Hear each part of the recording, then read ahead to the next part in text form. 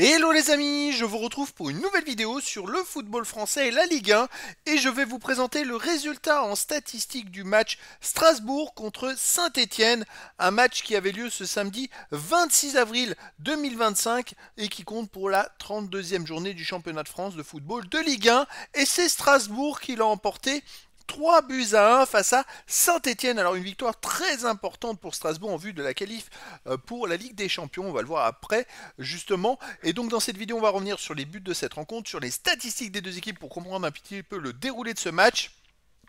Et on terminera par le classement de la Ligue 1 mis à jour après cette belle victoire de Strasbourg. Alors Strasbourg qui l'emporte 3-1 et Strasbourg a ouvert le score dès la 7e minute par Morera et il menait 1-0 mais Saint-Étienne a égalisé à la 19e minute par Davitashvili, un partout à ce moment-là, un partout à la mi-temps.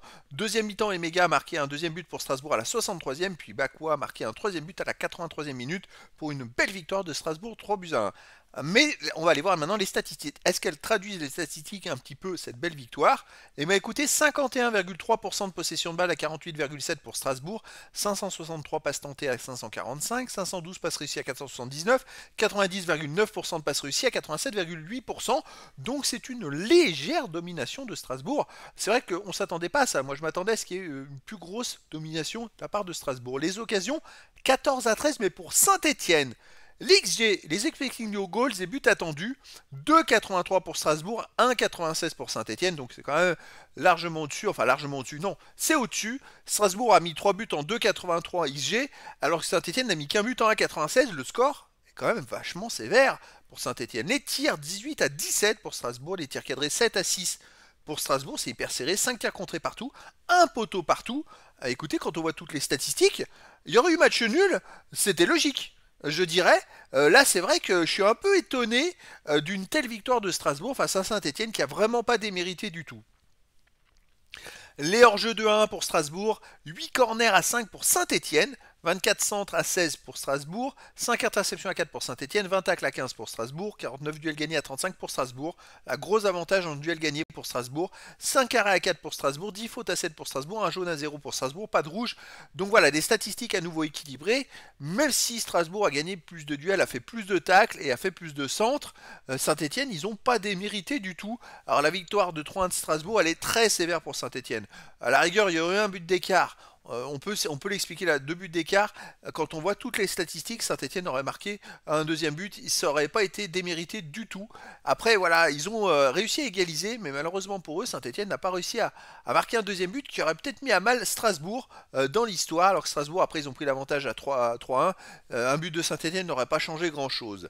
Alors au classement, Strasbourg, grâce à cette victoire, est 5e avec 54 points en 31 matchs, 15 victoires, 9 nuls, 7 défaites, 51 buts marqués, 38 encaissés, plus 13 de différence de but.